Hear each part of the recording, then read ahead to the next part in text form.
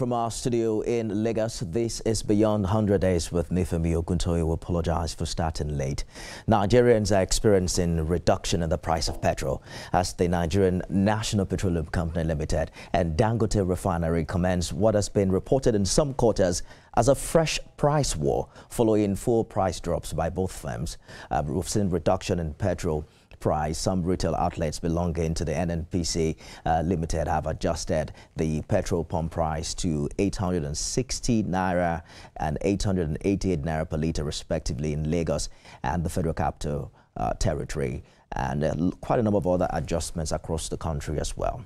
Recall that barely 6 days ago, Dangote Refinery reduced its ex-depot petrol price from 890 naira to 825 naira per litre, setting another price regime for the petrol market in Nigeria. They say what's happening now in the downstream sector, the downstream oil and gas sector, is the beauty of deregulation, and Nigerians seem to love it in anticipation of further price reduction. What does this mean, however, for the sector?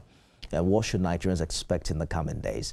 I'm joined by Publicity Secretary of IPMAN, is scheduled to join us on the show, but also joining me right now is energy expert and MD Mountains Energy Solutions, Olusegun Okedoye. Mr. Okedoye, thanks for joining us on the program.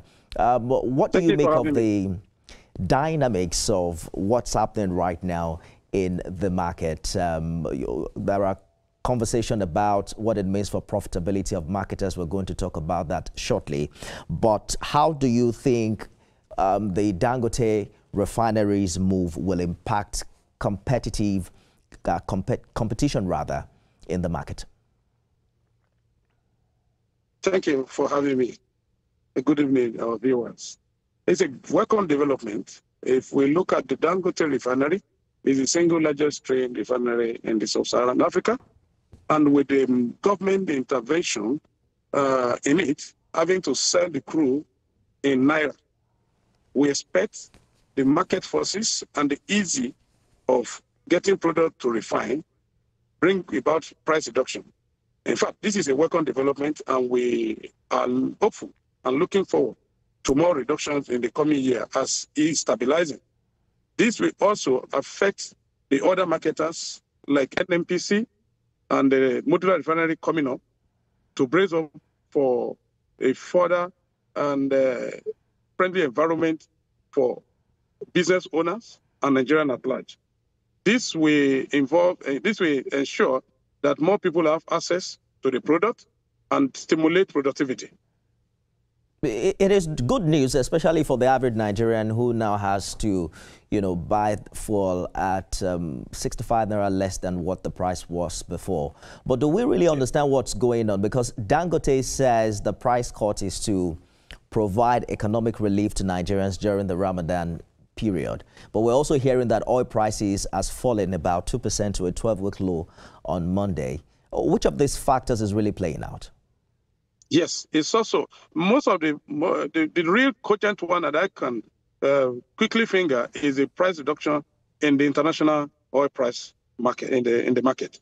Having said that, the industry is regulated in dollars because most of the equipment and maintenance tools that they need to run the refinery are purchased in dollars.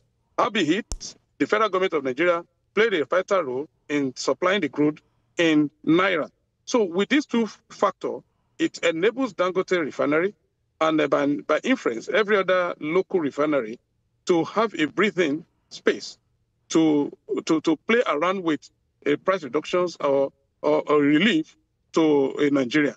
I want to believe that it will not stop at the Ramadan period.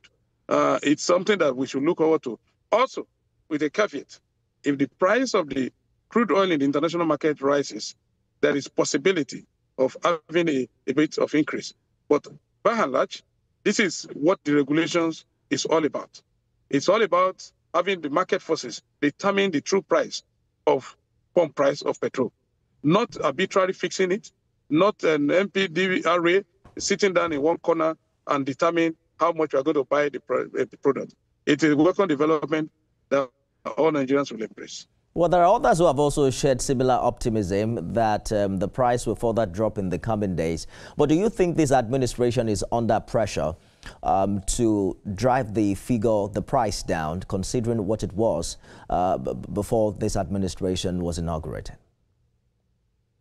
Yeah, it's something like that, because Nigerians are clamoring. If you go to hinterland, where some of us have business interests or family or relative, you will notice that people are groaning under this economic condition. So with all sense of reasoning, every reasonable government should listen to the people and tell the parts to which it will alleviate the suffering of Nigerians or the poor masses, so that the economic stimulations that the government is looking at a short or medium terms could actually be fulfilled if Nigerians are in peace and they have something to look forward to. So they are under such pressure, but not as much as we can think. It is the market forces that is enabling them. No matter how much of the pressure the people can to us give, if the price of the crude in the international market is not dropping, and if it's not getting a friendly business environment from government interventions in selling crude for Naira, it will be difficult for Dangote or any other refinery to do a price reduction, just as what we are seeing. Would you say we've seen the impact of other refineries like Port Harcourt and Warri, and do they stand a chance, relative to a player like Dangote? Yes, they has a chance, although their production capacity is lower, but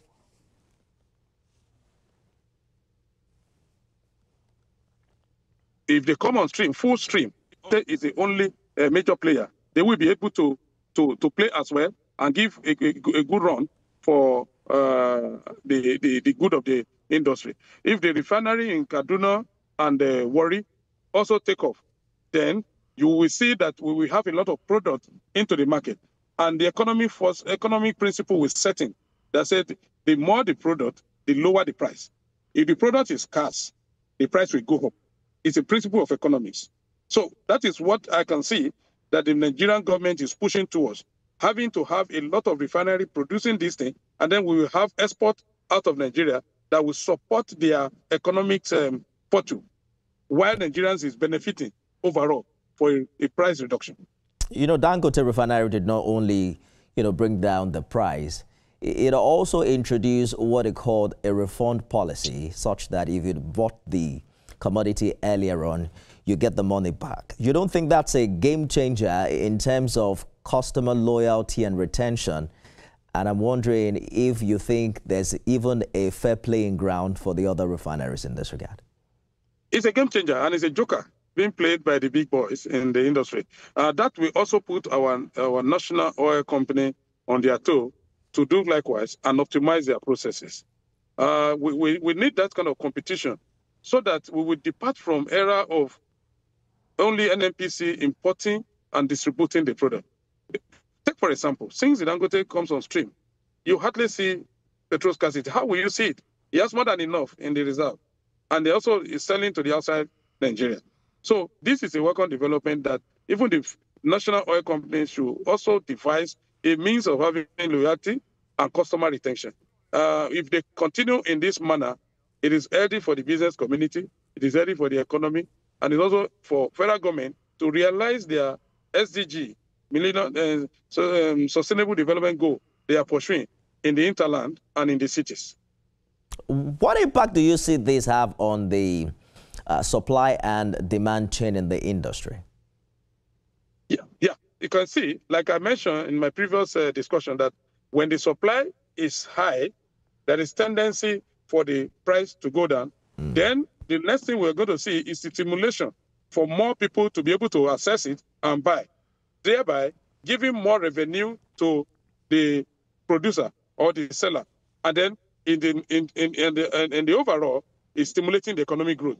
Some people who cannot run their generator because the cost of getting the petrol is out of their reach will return back to be able to buy and then use it to do their business, which eventually going to put an overall effect of economic development in the country.